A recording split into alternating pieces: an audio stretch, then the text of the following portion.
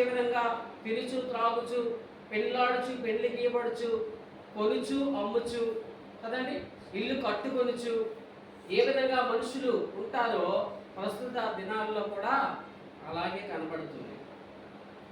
ఎవరికి కూడా దేవుడు అంటే మరి కొంచెం కూడా భయం లేనటువంటి బ్రతుకులు బ్రతుకుతున్నారు కదండి. ఎవరికి ఇష్టం వచ్చినట్లుగా వారు నడుస్తున్నారు.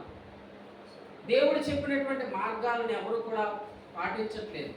దేవుడు చెప్పిన కట్టడలను ఎవరు కూడా అనుసరించట్లేదు. ఎవరికి నచ్చినట్లుగా వారు జీవిస్తూ ఉన్నారు కదండి. పాపం పెరిగిపోతూ ఉంది భూమి మీద. ఈ పాపం పెరిగిపోవడం వల్ల మరి ఎన్నో ప్రపంచంలోని జరగకూడనటువంటి వింతైనటువంటి కార్యాలు కూడా జరుగుతున్నాయి. ఇంతకుముందు ఎన్నడూ కూడా మనం విననటువంటి సంఘటనలు మనం వింటున్నాం కదండి. ఎన్నడూ వినని సంఘటనలు మనం వింటున్నాం. కారణం ఏంటంటే భూమి మీద పాపం పెరిగిపోవటం వల్ల చాలా భయంకరమైనటువంటి పరిస్థితులు కూడా వస్తున్నాయి. అయితే అలాంటి దినాల్లో చూసినట్లయితే ఇంకా మనం చదువుకున్నాం కదా, నోవహు అనేటటువంటి వ్యక్తి ఎలా ఉన్నాడంటే తన కుటుంబము అక్కడ మనం చూసినప్పుడు 8వ వచనంలో చూస్తే, నోవహు యెహోవా దృష్టి యందు కృప పొందుకున్నాడంట. హల్లెలూయా. దేవుని దృష్టిలో అందరూ నీచులుగా దుర్మార్గులుగా పాపులుగా ఎంచబడుతూ ఉంటే ఒక్క నోవహు కుటుంబం మాత్రమే దేవుని దృష్టిలో కృప పొందిన కుటుంబముగా మార్చబడింది. హల్లెలూయా. కింద వచనంలో చూస్తే, నోవహు నీతిపరుడును తన తరములో నిందారహితుడనై ఉండెను, నోవహు దేవునితో కూడా నడిచినవాడు. హల్లెలూయా. చూడండి, నోవహు ఎవరితో నడిచాడండి? దేవునితో నడిచినవాడు. పోయి వారం చెప్పుకున్నాం హనోకు గురించి. హనోకు కూడా ఎవరితో నడిచాడు? దేవునితో నడిచాడు. ఎన్ని సంవత్సరాలు నడిచాడు? 300 సంవత్సరాలు దేవునితో నడిచాడు. అలాగే ఇక్కడ నోవహు గురించి కూడా వాక్యం ఏమని చెప్తుందంటే, అతడు కూడా నీతిమంతుడిగా ఉన్నాడు, అలాగే దేవుని యందు భయభక్తులు కలిగిన వాడిగా ఉన్నాడు, అలాగే చెడుతనాన్ని విసర్జించిన వాడిగా ఉన్నాడు, అలాగే తన తరంలో నిందారహితుడిగా ఉన్నాడు, అలాగే ఏంటంటే దేవునితో నడిచిన వాడిగా ఉన్నాడు.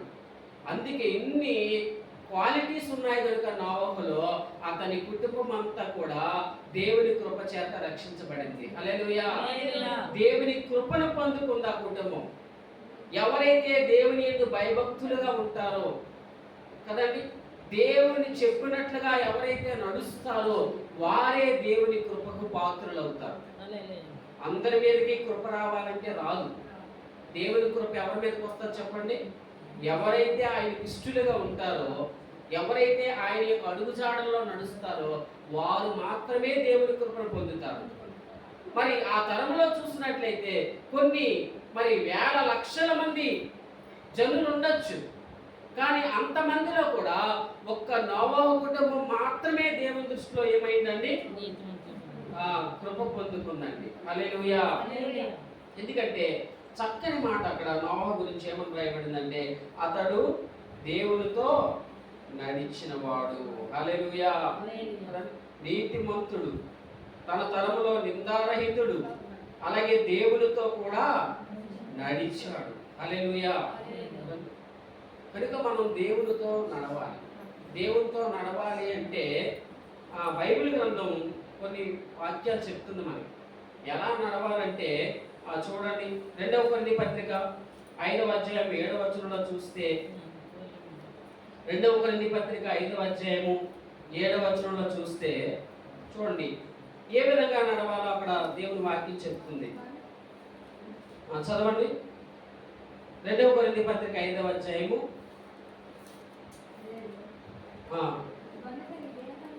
6వ వచనం చదవండి. వెలిచూపు వలన కాక విశ్వాసము వలననే నడుచుకొనుచున్నాము. హల్లెలూయా. అపొస్తలుడైన పౌలు చెప్తున్నాడు, వెలిచూపును బట్టి కాక దేనితో నడుచుకోవాలంటే విశ్వాసముతో నడుచుకోవాలంట. చూడండి, వెలుచూపుతో మనం నడవకూడదు. దేంతో నడవాలండి? విశ్వాసం. విశ్వాసముతో మనం నడవాలి. ఇది మీకు అర్థం అవ్వాలంటే ఇద్దరు వ్యక్తుల గురించి చెప్తాను. అబ్రహాము, లోతు. లోతు వెలుచూపుతో చూశాడు, అబ్రహాం ఏమో విశ్వాసముతో చూశాడు. అబ్రహాము వెలుచూపుతో చూశాడు, లోతు వెలుచూపుతో చూశాడు కనుకనే సొదొమ గొమొర్రా ప్రాంతాలను అతడు కోరుకున్నాడు. అవి వెలుచూపుతో చూసినప్పుడట ఆ సొదొమ గొమొర్రా పట్టణాలు ఎలా కనబడ్డాయంటే లోతు కంటికి ఎలా కనబడ్డాయండి? పచ్చగా కనబడ్డాయంట కదా. పచ్చగా మంచి సస్యశ్యామలమైనటువంటి ఆ ప్రాంతాలుగా లోతు కంటికి కనిపించాయట. కానీ అక్కడ ఉన్న మనుషులు ఎటువంటి వారండి? సొదొమ గొమొర్రాలో ఉన్నటువంటి మనుషులు ఎటువంటి వారు? వాళ్ళంట బహు దుర్మార్గులంట. దేవుని దృష్టికి ఘోరమైనటువంటి పాపులుగా ఉన్నారంట. చూసారా? మరి లోతు ఆ సొదొమ గొమొర్రాలను చూసి మోసపోయాడు, వెలిచూపుతో చూశాడు. ఆ ప్రాంతాలు చూసినప్పుడు చాలా పచ్చగా ఉన్నాయి, అక్కడికి వెళ్ళి నివాసం వేసుకుంటే, అక్కడికి వెళ్ళి గుడారం వేసుకుంటే అక్కడ మంచిగా బ్రతకచ్చు, బాగా బ్రతకచ్చు, బాగా ఇంకా ఎక్కువగా సంపాదించుకోవచ్చని లోతు భ్రమపడ్డాడేమో. కానీ అక్కడ ఉన్న పరిస్థితులు వేరుగా ఉన్నాయి. అక్కడ ఉన్న మనుషులు మంచి వాళ్ళు కాదు. అక్కడ ఉన్న మనుషులందరూ కూడా ఎటువంటి వారండి? పాపముతో నిండిపోయినటువంటి వాళ్ళు. అలాంటి ప్రజల మధ్యకి వెళ్ళాడు. తర్వాత లోతు పరిస్థితి ఏమైందో మన అందరికీ తెలుసు కదండి. ఆత్మీయంగా కుటుంబం అంతా కూడా ఏమైపోయారండి? దిగజారిపోయారు పూర్తిగా. అబ్రహాముతో ఉన్నంత కాలము లోతు కుటుంబం చాలా బాగుంది.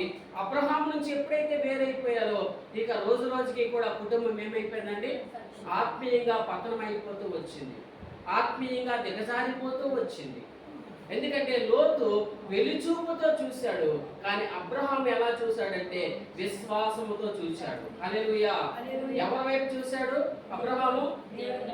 లోకం వైపు చూడలేదు, లోకాశల వైపు చూడలేదు, పచ్చగా కనబడుతున్న దాని వైపు చూడలేదు.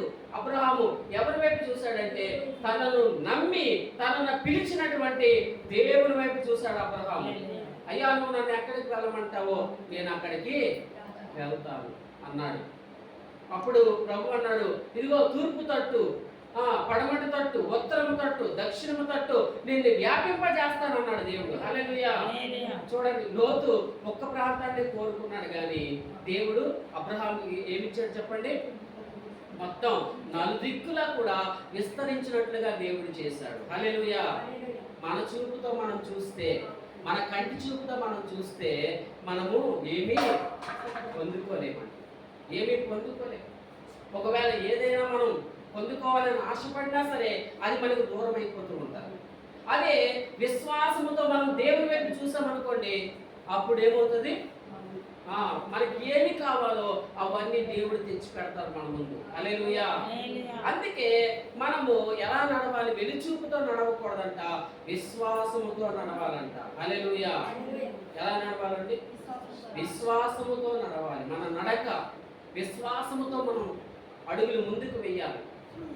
పేతురు యేసు ప్రభు వైపు చూసినంత కాలము సముద్రం మీద నడిచాడు, కానీ కొంతవరకు నడిచిన తర్వాత గాలిని చూసి భయపడిపోయాడు. ఏంటంటే మరి అంతవరకు యేసు వైపు చూసిన వాడు ఇప్పుడు గాలి వైపు ఎందుకు చూశాడు కదా? వెంటనే ఎప్పుడైతే గాలిని చూచాడో భయపడి మునిగిపోబోతున్నాడు సముద్రంలో. మళ్ళా యేసయ్యే కనికరించి వెంటనే తన చెయ్యి ఇచ్చి పేతురు చెయ్యి పట్టుకొని సముద్రంలోంచి పైకి లేపాడు. హల్లెలూయా.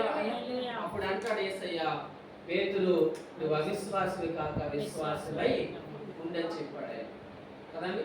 కనుక దేవునితో మనం నడవాలంటే మనం మామూలుగా నడవలేము. ఏం పట్టుకుని నడవాలి చెప్పండి? విశ్వాసం పట్టుకుని నడవాలి. హల్లెలూయా. విశ్వాసంతో మనము నడవాలని కొరింథీ పత్రికలో మనం చదివాము.